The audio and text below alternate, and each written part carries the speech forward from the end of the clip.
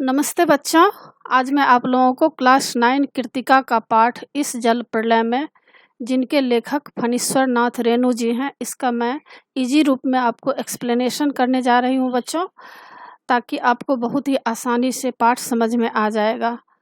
और इससे पहले बच्चों मैं क्लास 9 कृतिका, क्षितिज, स्पर्श, संचयन और क्लास 10 का भी सारा वीडियो मैं बना चुकी हूँ। उन सबको देखने के लिए आप ऊपर दिए गए आई बटन पर क्लिक करके देख सकते हैं, या नीचे दिए गए डिस्क्रिप्शन बॉक्स में देख सकते हैं, या प्लेलिस्ट में जाकर देख सकते हैं। और बच्चों, आप मुझे इंस्टाग्राम, फेसबुक और ट्विटर पर भी फॉलो कर सकते हैं। तो पाठ शुरू करते हैं बच्चों। इस जल प्रलय में, इस पाठ में लेखक फणीश्वर नाथ रेणु जी बाढ़, जो कि एक प्रलय के रूप में उन्होंने अपने आँखों से देखा था, उसका ही इस पाठ में वर्णन किए हैं। बाढ़ क्या होता है बच्चों? बाढ़ उसे कहते हैं जब कोई बहुत ऊंचा बांध कैसा होता है? मान लीजिए बहुत बड़ा कोई दीवार हो, उसके जैसा होता है, और उसके अंदर काफ़ी मात्रा में पानी इकट्ठा रहता है, जैसे कि आप देखे होंगे गंगा नदी, यमुना नदी। उसी तरह जब वह बांध यानी दीवार अचानक बहुत पानी होने के वजह से क्या होता है, टूट जाता है, तो क्या होता है, पूरे इलाके में पानी फैल जाता है। इतना ही नहीं, छत और बिल्डिंग और जो घर होते हैं वहाँ के, उसके ऊपर से भी पानी बह जाता है। कितने लोग अचानक पानी में बह जाते हैं जिनको जानकारी नहीं होता है। गाय, बकरियां, बैल, गाड़ी आदि इस पानी में बह जाता है। लोगों को उस समय खाने पीने के लिए और रहने के लिए भी जगह नहीं रह जाता है। दाने दाने के लिए लोग मोहताज हो जाते हैं। फिर राहत कोष से उन लोगों को सरकार खाने पीने की सामग्री भेजते हैं, रहने के लिए घर और ज़मीन देते हैं। काफ़ी तबाही हो जाता है। उसको ही जल प्रलय यानी बाढ़ कहा जाता है। यह प्रलय के जैसा ही होता है। उस समय आदमी जो कि बाढ़ पीड़ित रहते हैं, उन्हें काफ़ी अभावों से जीवन यापन करना पड़ता है। तो इस पाठ में देखिएगा कि लेखक जो अपने आँखों से बाढ़ को देखे थे, उसका ही एक रिपोर्ट के रूप में इसमें वर्णन किए हैं। और इससे पहले देखिए बच्चों, मैं इस पाठ का बहुत ही लाइन बाय लाइन एक्सप्लेनेशन कर दी हूँ। अगर उसको आप पढ़ लेंगे तो आप पक्का एग्ज़ाम में आपको 94%, 93% नंबर आ ही जाएगा। तो अभी मैं पाठ शुरू करती हूँ इस जल प्रलय में। इस पाठ में बिहार के पटना शहर में आने वाली बाढ़ का सजीव चित्रण किया गया है। अब देखिए, पटना में बाढ़ का आगमन हो गया है। लेखक का गांव ऐसे इलाके में है जहां चारों ओर के बाढ़ पीड़ित लोग शरण लिया करते हैं। मतलब लेखक का गांव किस इलाके में है? लेखक का गांव पड़ती इलाके में है। तो काफ़ी लोग जो बाढ़ से पीड़ित लोग होते हैं, वे लोग लेखक के क्षेत्र में, जहां लेखक रहते हैं, वहां पर लोग आते हैं, शरण लेते हैं। पड़ती क्षेत्र है वहाँ पर। पड़ती किसको कहा जाता है? जहाँ पर खेती नहीं होता है, उसमें पैदावार नहीं होता है, और वहाँ पर बहुत बड़े ग्राउंड होते हैं, ज़मीन होते हैं, उस पे ही गाय और वहाँ पर जो है बैल, गाय और जितने भी जानवर हैं, पशु हैं, उसको वहाँ रखा जाता है। लोग छोटा छोटा घर बना लेते हैं, प्लास्टिक का घर होता है, तो उसमें लोग रहते हैं। इसलिए लेखक ना तो तैरना जानता है, क्योंकि वो पड़ती क्षेत्र के हैं, और ना उनसे उन्होंने कभी बाढ़ के कहर को भोगा है। हाँ, वह बाढ़ पर लेख, कहानी, रिपोर्टाज आदि अवश्य लिख चुका है। और लेखक इसमें बता रहे हैं कि लेखक जो है कभी बाढ़ देखे नहीं थे। और क्या हुआ है, अचानक 1967 में पटना शहर में क्या हुआ, बाढ़ आ गया। 18 घंटे की लगातार बारिश ने पटना शहर को डुबोना शुरू कर दिया। तो यह 1967 की घटना है। जब शहर का पश्चिमी इलाका छाती भर पानी में डूब गया, तो लेखक सहित सब लोग घरों में क्या क्या करने लगे? इंतजाम, ईंधन, आलू, मोमबत्ती, दिया सलाई, पानी, कंपोज की गोलियां आदि इकट्ठी करके बैठ गए।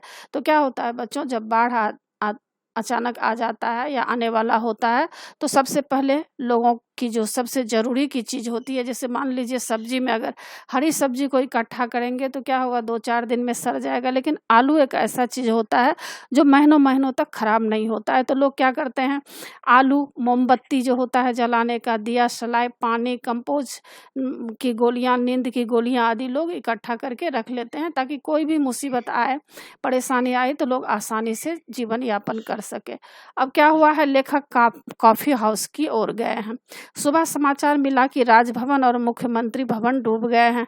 अब लेखक को कोई समाचार मिल गया कि राजभवन जो है पटना का और मुख्यमंत्री भवन जहाँ पर मुख्यमंत्री रहते हैं वह डूब गए हैं। दोपहर तक गोलघर जो पटना का है वह भी दोपहर तक जल में डूब गया।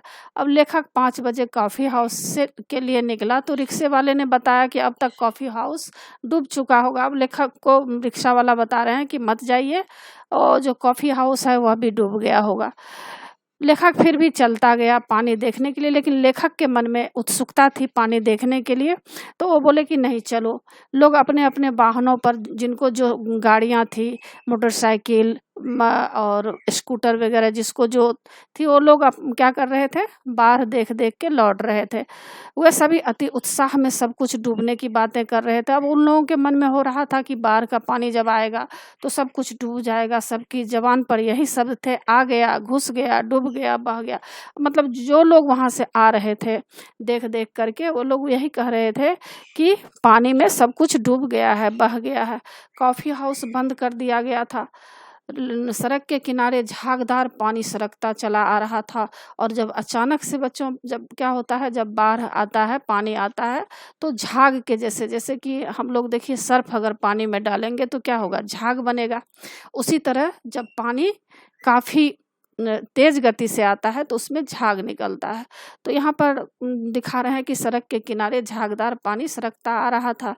लेखक ने तुरंत रिक्शा रुकवाया। भीड़ में से आवाज़ आई, आगे पानी के करंट बहुत तेज है। मतलब लोग बोल रहा था कि पानी इतना तेज गति से आ रहा था कि लोगों को वहाँ से बहा देता। मतलब लोग उसमें बह भी सकते थे, मर भी सकते थे।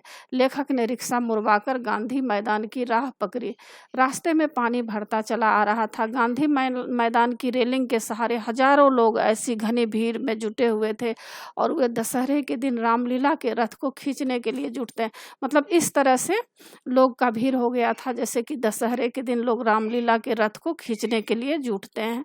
तो सबके अंदर यही था देखने का कि बाढ़ किस तरह से आ रहा है, तो लोग की भीड़ वहाँ पर जुट गई थी। अब भय और शोर का वातावरण, अब देखिए क्या हो गया है, चारों तरफ भय और शोर का वातावरण हो गया। मतलब सब लोग शोर कर रहे हैं, भय हो रहा है, सबको डर बना हुआ है। धीरे धीरे हरियाली पानी में डूबती जा रही थी। जितना भी खेत था, जितना भी पैदावार हो रहा था, फसल था, सब डूब गया।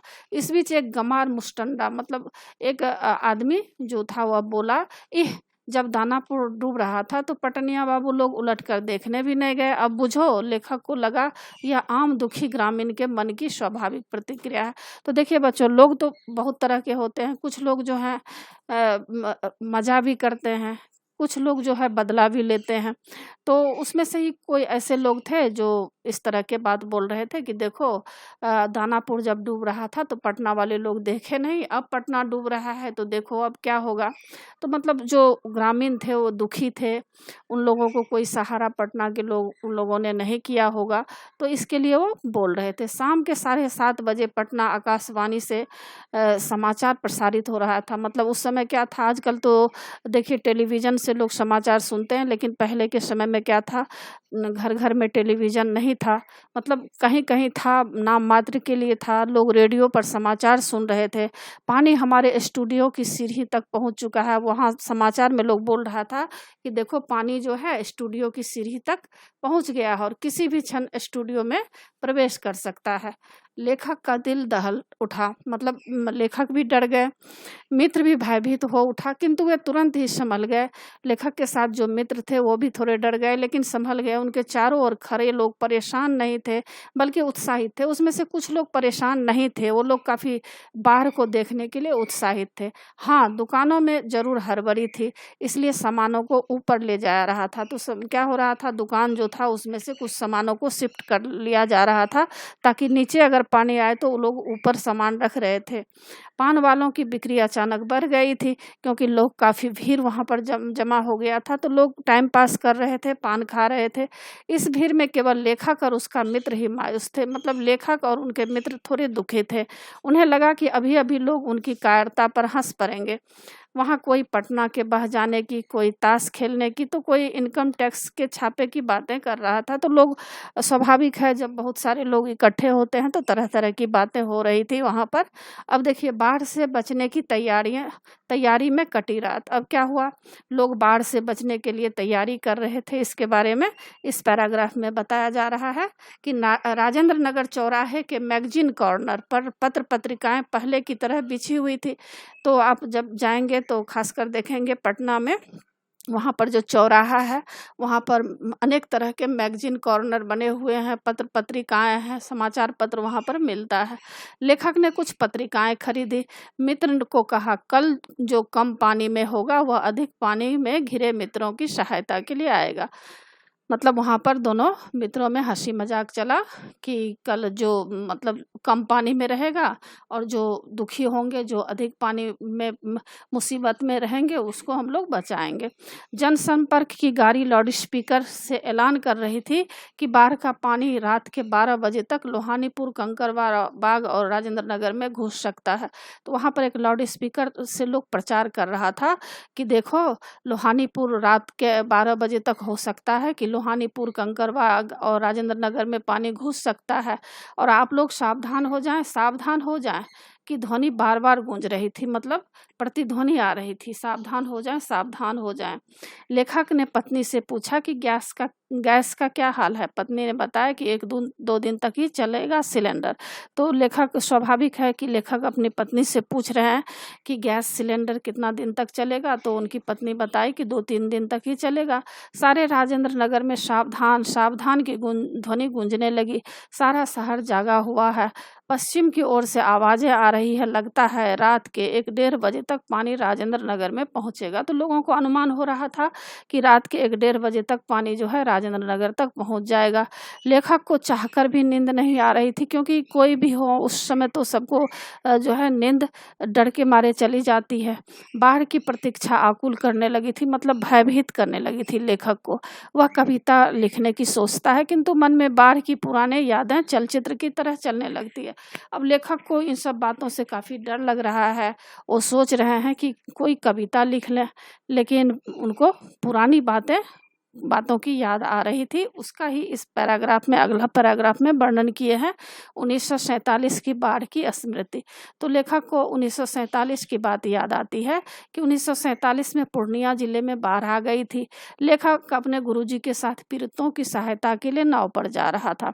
चारों ओर पानी से घिरा एक द्वीप था। लेखक ने सोचा वहां जाकर टांगे सीधी कर ली जाए, परंतु गुरु सीतानाथ बहादुरी ने बताया कि वहां सारे चींटे, सांप, बिच्छू, लोमड़ी, सियार पनाह लिए हुए होंगे। यही हुआ। तो 1947 की बात लेखक कह रहे हैं कि पूर्णिया जिले में जब बाढ़ आई थी तो लेखक अपने गुरुजी के साथ जा रहे थे और वो सोच रहे थे कि वहाँ पर कुछ देखा, मतलब वह बाढ़ का जो दृश्य देखा जाए, लेकिन उनके जो गुरु थे वो मना कर दिए। बोले वहाँ पर क्या होगा, बहुत सारे सांप, बिच्छू, लोमड़ी, सियार पनाह लिए होंगे, क्योंकि जब बाढ़ आता है तो क्या होता है, बहुत सारे जो सांप होते हैं वह भी, बिच्छू, सांप, लोमड़ी, सियार सब जमा हो जाते हैं। यही हुआ। बहादुर जी ने निर्देश दिया हर नाव पर पैरों और तलवों के घाव पर लगाने वाली दवा, मतलब क्या होता है, पानी में अक्सर जो पैर रहता है तो पैर के तलवे जो हैं काफ़ी मतलब उसमें घाव हो जाता है, तो पका ही एक घाव होता है। तो यह सब लगाने के लिए लोग इंतजाम करके ले जाते हैं। दिया सलाई और डिबिया, किरासन तेल का होना जरूरी है। सब जगह इन्हीं की मांग होती थी। अब ये तो था 1947 की बात। अब देखिए 1949 की बात उनको याद आ रही है। 1949 में महानंदा में बाढ़ आ गई थी। लेखक वापसी थाना के एक गांव में पहुंचा। साथ में रिलीफ के एक डॉक्टर थे। गांव के कई बीमारों को राहत कैंप तक ले जाना था। एक बीमार युवक के साथ उसका कुत्ता भी नाव पर चढ़ाया। डॉक्टर ने कुत्ते को ले जाने पर आपत्ति की, मतलब मना की, तो बीमार युवक कुत्ते के बिना कैंप में जाने को तैयार न हुआ। वह नाव से उतर गया, उसके पीछे-पीछे उसका कुत्ता भी उतर गया। तो ये सब बातें लेखक को याद आ रही है। उन्हीं दिनों लेखक और उनके साथी मुसहरों की बस्ती में राहत बाँटने गए। तो लेखक और उनके साथी मुसहरों जो होता है, कुछ हरिजन जाति होती है, तो उनको वो लोग राहत बाँटने गए थे, मतलब खाने-पीने का जो सामग्री होता है। तो खबर मिली कि वे कई दिनों से मछली और चूहों को झुलसा कर खा रहे हैं। मतलब उन लोगों को खाना नहीं मिल रहा था, तो वे लोग क्या कर रहे थे, मछली पकड़ रहे थे, चूहा को पकड़ रहे थे और उसको पकाकर खा रहे थे। परंतु वहाँ पहुँचे तो ढोलक और मंजीरे की आवाज़ आ रही थी। लेखक जब वहाँ पहुँचते हैं तो देखते हैं इतना दुःख होने के बाद भी वे लोग काफ़ी खुश नज़र आ रहे थे। ढोलक मंजीरे बज रहे थे, स्टेज पर बलवाही नाच हो रही थी। मतलब एक तरह का डांस होता है, नाच होता है, जो कि गाँव इलाके में जो है एक तरह का डांस होता है, वह वो लोग कर रहे थे। और नटुआ मायके जाती हुई रूठी थी। नटुआ कौन होता है? नाटे कद के जो कोई जेंट्स होते हैं, वही लेडीज का रूप धारण कर लेते हैं, मतलब साड़ी वगैरह पहन लेते हैं और हाव-भाव पत्नी बनकर हाव-भाव दिखा रहा था और उसका घरवाला उसे मनाने में लगा हुआ था। ढोलक पर द्रुत ताल चल रही थी। कीचड़ पानी से लथपथ भूखे प्यासे नर नारी खिलखिलाकर हंस रहे थे। लेखक को लगा कि वे रिलीफ बाँटकर भी उन्हें ऐसी खिलखिलाहट नहीं देख सकते। मतलब यहाँ पर दिखाया जा रहा है कि इतना भीषण उन लोगों को कष्ट था, खाना-पानी भी नहीं मिल रहा था। फिर भी वे लोग दुखी नहीं थे, रो नहीं रहे थे, बल्कि वे लोग छोटा-मोटा अपना प्रोग्राम करके हँसी-खुशी मना रहे थे। तो इसमें लेखक जो-जो दृश्य देखे हैं, उसका वर्णन किए हैं। अब देखिए 1937 की बात भी लेखक बता रहे हैं कि बलवाही नाच को देखकर उन्हें सन 1937 में आई बाढ़ की याद आ गई। अब उनको 1937 की बात याद आ जाती है कि उस समय लेखक बालचर मतलब बॉय स्काउट था। नाव के अभाव में केले के पौधे से भेला बनाकर गया था। उसी समय जमींदार के लड़के हारमोनियम तबला लेकर नाव जल विहार करने निकले। गांव के नौजवानों ने उनकी नाव छीन ली तथा कुछ मारपीट भी की। तो यह सब बात हो गया। अब देखिए मस्खरे युवकों का बहिष्कार 1967 में जब पुनपुन का पानी राजेंद्र नगर में घुस गया। अब देखिए लेखक फिर 1967 तक पहुंच गए हैं।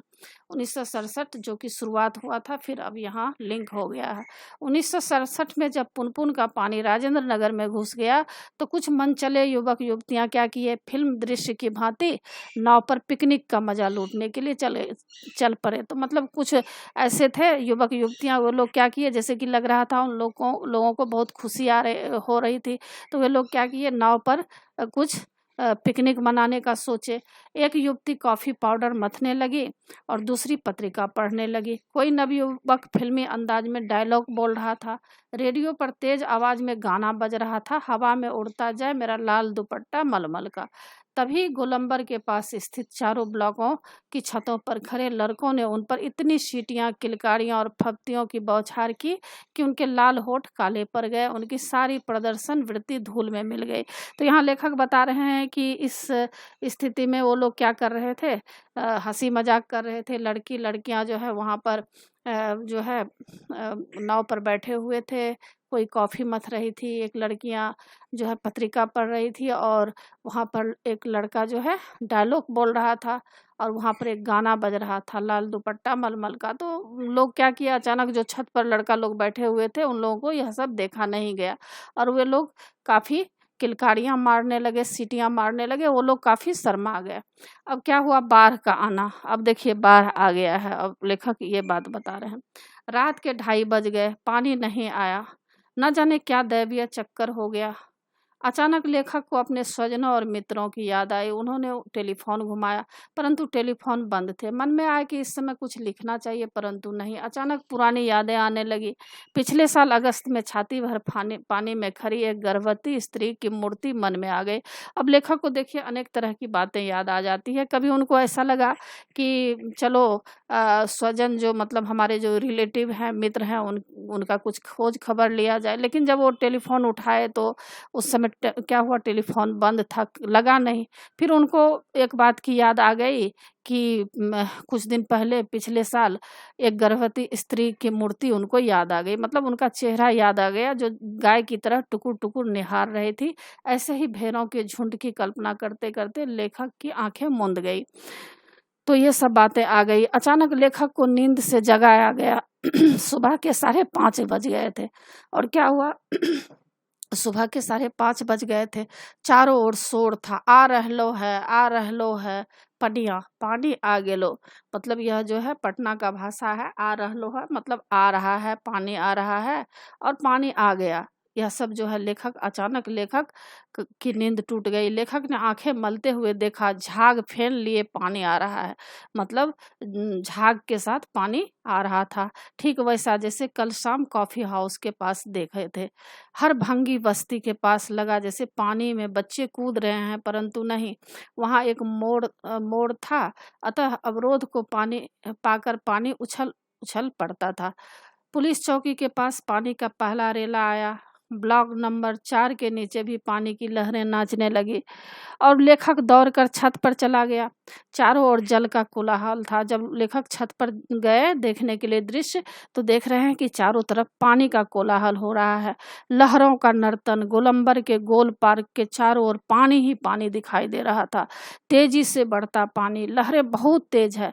सामने की दीवार की ईंटें डूबती जा रही है। मतलब पानी जैसे जैसे बढ़ रहा था वैसे वैसे दीवार में ऊंचाई तक पानी जा रहा था।